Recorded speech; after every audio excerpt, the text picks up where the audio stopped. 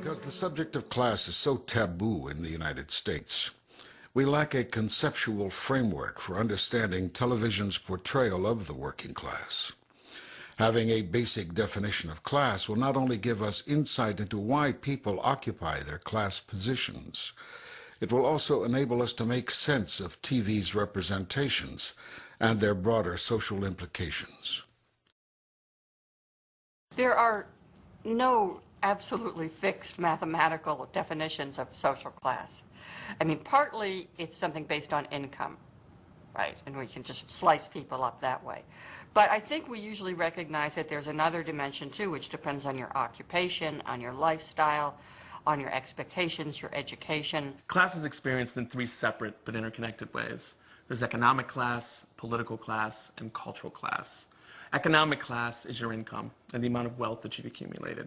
Political class is the power that you have to influence the larger public political process. And cultural class pertains more to education, tastes, lifestyle, what we call cultural capital. Now, while the economic, the political, and the cultural are always in flux, so is the definition of class, and especially in this post-industrial society. Capitalism is not the same as it was 50, 60 years ago. And so if you think about what the working class is today, service industry, nurses, physical plant workers, workers at universities who clean up. This is what the working class looks like. You'll always have a working class as long as there's capitalism.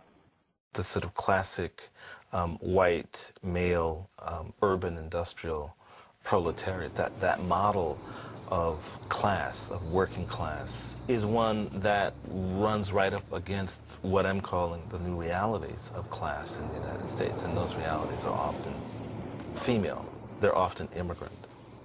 It turns out that in the United States, about 62% of the labor force are working class people. That is, people who go to work, they do their jobs, they go home, they go to another job, but they don't have a lot of control or authority over their work.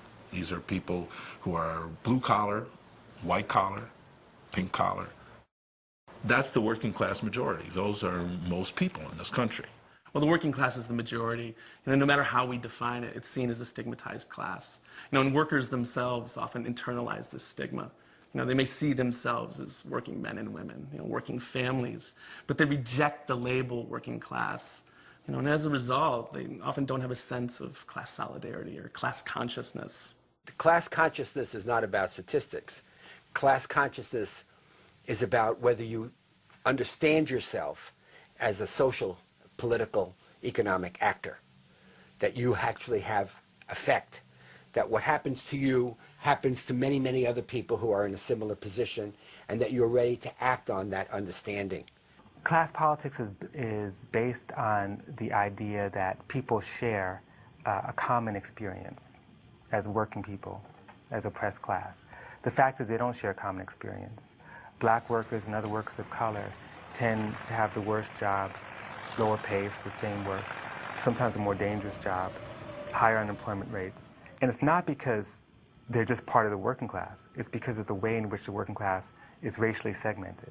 And the same thing with gender. I think we need to open all of this up and to try to have a conversation about the new faces of class and the new complexities between class and race and gender in the United States. Well, the frustrating thing is that every time you try to bring up the subject of economic injustice and the fact that so many Americans work full-time and don't make enough to live on, etc., some conservative is going to say, that's class warfare. And you can't say that. The Bush campaign blasted Gore's new populist approach. So that rather than relying upon a positive agenda, they're going to rely on a divisive class warfare tone. Some would like to turn this into class warfare. That's not how I think.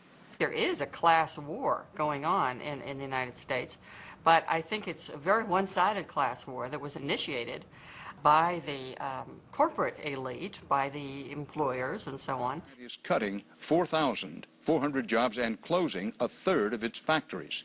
Class in this country has become kind of a dirty word. We don't talk about class, except that everybody's the middle class, or it's a classless society, or we don't have to worry about class. But to really talk about the working class and the capitalist class is something that is outside of polite company, really, in the popular press and the media. The truth is that people have been robbed in this country. We've been working harder than ever for 30 years. And if the minimum wage actually equaled how hard people have worked over the last 30 years, you know what the minimum wage should be? Over $19 an hour. So let me begin by telling you what I understand to be the historical framework out of which this crisis comes. And I think you need to see it historically to get a sense of how big it is, how profound it is, how serious this is. Every decade, from 1820 to 1970, every decade, the American working people enjoyed a rising level of wages. It's astonishing. And they understood work more and more as that which allowed you then to go out and buy. In the 1970s, that history of the United States stopped. Real wages stopped rising in the 1970s, and they have never resumed since. Well, for the business community, the last 30 years have been spectacular. With the introduction of computers, American workers became more and more productive. We had a 30-year period of rising labor productivity. But now stay with me. Each year the worker produces more, and what do you pay the worker each year? The same. The gap is getting bigger. That bigger, friends, is called profits. So the last 30 years of flat wages and rising productivity are the greatest profit boom in the history of American capitalism and quite possibly any capitalism. And we know what they did. They began paying themselves levels of wages and bonuses nobody ever heard of before. Large corporations paid their people tens, hundreds of millions of dollars in annual salaries. Companies had huge amounts of money and bought other companies. Are you annoyed by a competitor? Buy them. Are you troubled by a foreigner who's stealing your market? Buy them. And you had the money to do it. What else did they do? They put their money in the bank. And the bank suddenly discovered wild amounts of money coming in from corporations. Banks and large companies discovered a very profitable way to use their new huge profits. They would lend them to the employees. That is, the way that the employees could raise their consumption when their wages didn't go up anymore was to borrow the money that their frozen wages made possible to their employers. To understand the American economy in the last 30 years, then, amounts to this. Employers no longer raise the wages of their workers. Instead of raising my worker's wages, I lend him the money, which he has to pay me back with interest. Isn't that better than paying them wages? It's so profitable to push debt on the American people that everybody does it. It is a society out of control. It is a profit bonanza looking for more ways to make money.